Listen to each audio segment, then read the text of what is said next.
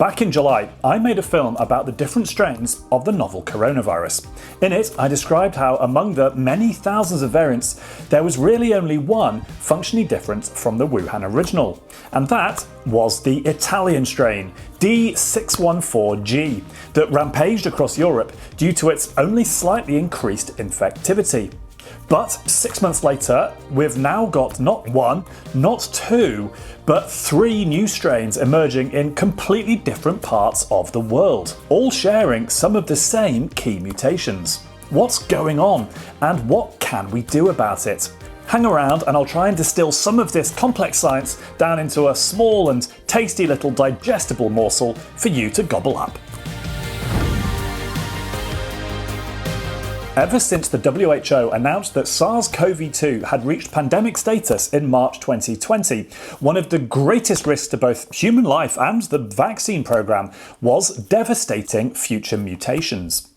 And given that SARS-2 is a coronavirus, mutations weren't just possible, they were inevitable. RNA viruses mutate much quicker than DNA viruses due to the nature of the way they replicate. But it seemed like we kind of got away lightly, for most of the first wave at least. That was until the emergence of B117, B1351 and B1128. No, they're not astromech droids. We're doomed. They're variants of the SARS-CoV-2 virus which have quickly dominated their parent strains due to increased infectivity and competitive advantage. B117 was originally identified in Britain, B1351 in South Africa, and B1128 in Brazil. I don't want to be nationist and go all China virus on you, but from now on I'll just refer to them as where they came from, as it's just fewer numbers rattling around your brain. The first question: why did these variants emerge in these particular countries? It's actually a very simple answer: replication and infection rate.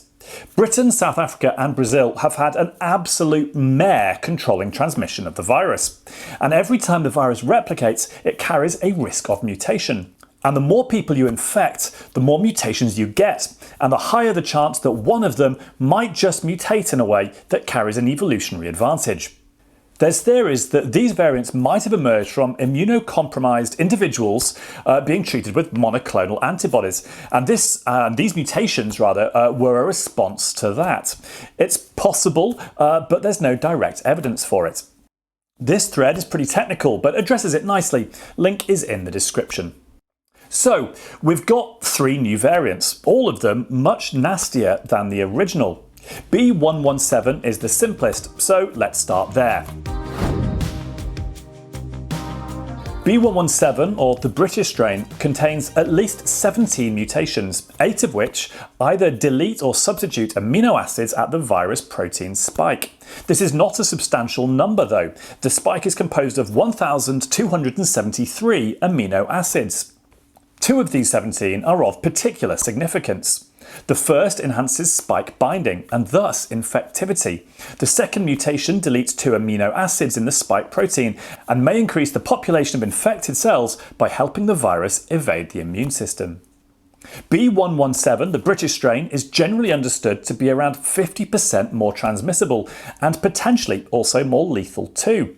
Not to put too fine a point on it, but this is a disaster, as a virus that's 50% more transmissible will kill lots more people than one that's 50% more deadly due to the exponential increase of numbers infected. What about our other 2 new strains? Well, in a rather bad stroke of luck, they've both got what's known as the E484K mutation. What does this mean? Well, in simple terms, that they love to bind to the ACE2 receptors in human cells. And what does that mean?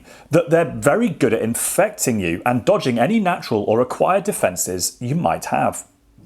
And in more bad news, the E484K mutation has been identified in a handful of B117 cases in the UK. Will this beat out the existing British B117 strain to become the dominant variant, the same way that B117 dominated the already more infectious Italian strain that was the previous title holder? We don't know. What's fascinating is that we're seeing this same convergent evolution from 3 different strains all finding their way to the same place. Why? Because that E484K mutation confers a selective advantage. For example, escape from antibodies attempting to attack the virus's spike protein. What's also bad news is that along with being more infectious, these 3 strains may also be deadlier.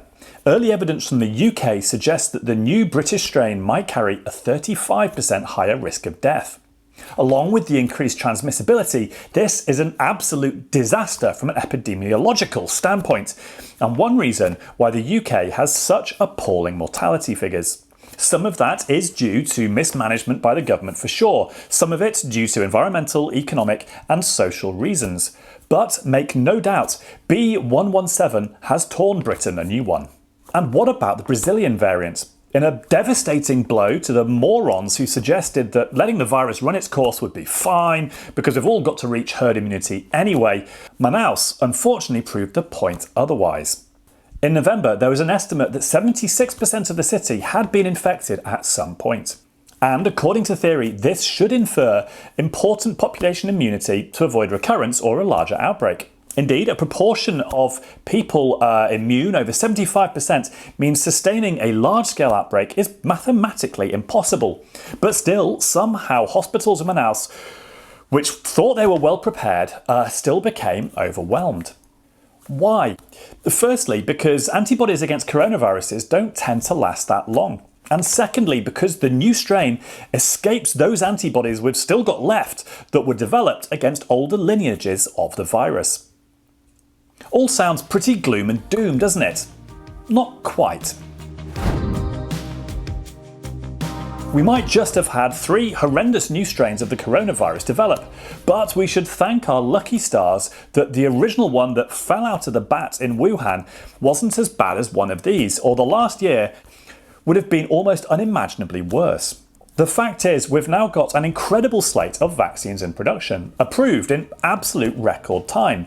Some of these vaccines aren't quite so effective against these new strains, but modifications are already in process, and with a following wind, we'll have those new vaccines available by the autumn. What's absolutely key going forward is the rate we can vaccinate the world population, and then we really can put the brakes on these deadly new strains. And what about you personally? Which vaccine should you take? I'll be talking about that in my next film. Till next time.